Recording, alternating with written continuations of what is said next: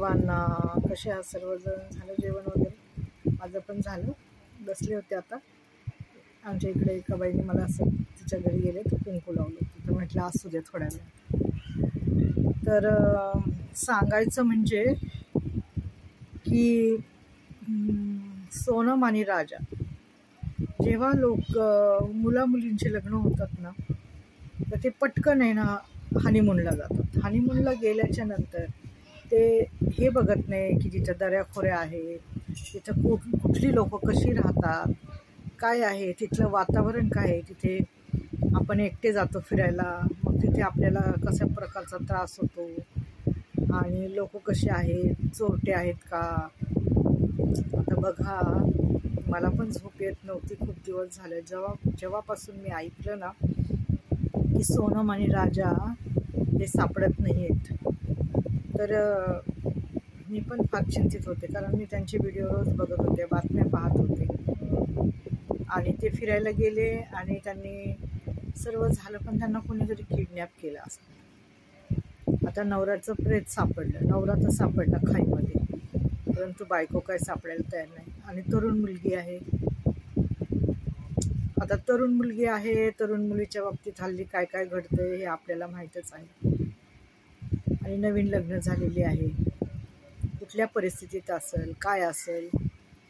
नवरा मुलगा आणि नवरी मुलगी हे फिरायला जातात, तर असं जाऊ नये, खरंच जाऊ नये. मी तर म्हणते आता ना वातावरण फार बदली झालेलं आहे, कोणावरच भरोसा राहिलेला नाही, माहिती का.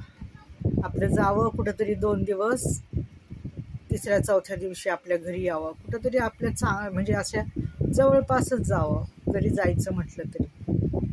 आता लांब नाही जावं बाई, कारण का लोक फार वाईट आहेत. बघा, बिचारे गेले होते ते लोक फिरायला, पण त्यांचं पण चुकलं की तिथं जायला नव्हतं पाहिजे दोघांनीच.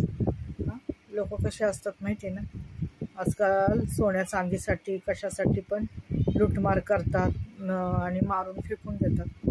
आता ती मुलगी सापडत नाही आहे. बघा, तरुण मुलगी आहे, तरुण मुलगी सापडत नाही आहे. तर त्या तरुण मुलीशी काय केलं असेल त्यांनी, कुठे असेल ती, कुठल्या परिस्थितीत असेल. नवरा पण तिचा मारून टाकला किंवा मी तर म्हणते तो असं बायकोला सोडणार नाही तो आपल्या, है ना. आणि जरी जरी पडले असतील तर बायको पण सापडायला पाहिजे ना त्याच ठिकाणी. तिच्या बांगड्या सापडायला पाहिजे, तिची काहीतरी साडी, कपडे कुठेतरी अटकलेले पाहिजेत, मोबाईल फोन पाहिजे. तर लोक फार वाईट आहेत हो. नका जाऊ असं फिरायला. पहिल्यासारखं वातावरण आता कुठेच राहिलेलं नाही. आणि मी तर म्हणते ना, माझा तर अंधविश्वास नाही आहे, पण एक सांगते, कुठली जागा कशी आहे, तिथलं म्हणजे तिथे काय आहे, कोणी मेलेलं आहे का पहिलं. आणि भर दुपारी अंगाची हळद पण निघाली नाही, सुहागचा जोडा आत्ताच घातलेला, हातावरची मेहंदी, अशा गोष्टींसाठी ना नवरा बायकोला खूप जपावं लागतं. नवीन लग्न झालेलं थोड्या दिवस आहे ना, नवीन लग्न असतं ना, त्याला लगेच घराच्या बाहेर नाही काढायचं असतं. म्हणजे असं जास्त असं नाही का, कुठे जंगलात, कुठे लांब असं नदी किनारीला, समुद्र किनारीला एकटे असं नाहीच पाठवायचं, चांगलं नसतं माहिती. पूर्वीची लोक नव्हते पाठवत, अंगाची हळद उतरल्यावर, मग सगळं झाल्यावर मग. पण पूर्वी तर जातच नव्हतं कोणी फिरायला. हे आत्ताच पैसा आल्यामुळं हे झालेले. खूप फिरायला जायचं, हनीमूनला जायचं. अरे जा, 2 दिवस अशा ठिकाणी जा की जिथे तुम्हाला माहिती येईल. अशा ठिकाणी जा. असं एवढ्या जंगलात जायचं, रानात वानात जायचं, कुठली जागा कशी, कुठली वेळ कशी हे कोणाला सांगता येते. म्हणून हनीमूनला जाताय पण तुमचा जीव सांभाळा आधी, बायकोला सांभाळा. तरणीसाठी बायको घेऊन जाताय तुमचा हनीमून राहिला बाजूला, पण तुमच्या जीवावरच ते हनीमून भेटलं तर. आता ती सोनम सापडत नाही, काय करणार तिचे आईवडील, तिच्याशी त्या लोकांनी काय केलं, ती कुठं गेली, तिला कुठं नेलं, कुठं ठेवले, डांबून ठेवले का, तिच्याशी कसे वागतात ते, काय वागतात ते. विचार केला तर किती वाईट गोष्ट आहे माहिती आहे.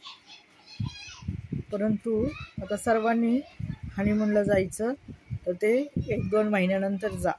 लगेच अंगाची हळद फिटेली नाही काय नाही तर लगेच जाऊ नका. आजकाल परिस्थिती फार वाईट आहे. हां, एवढंच सांगायचं होतं मला.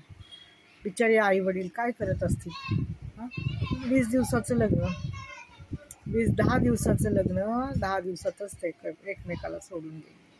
काय बाई खरंच.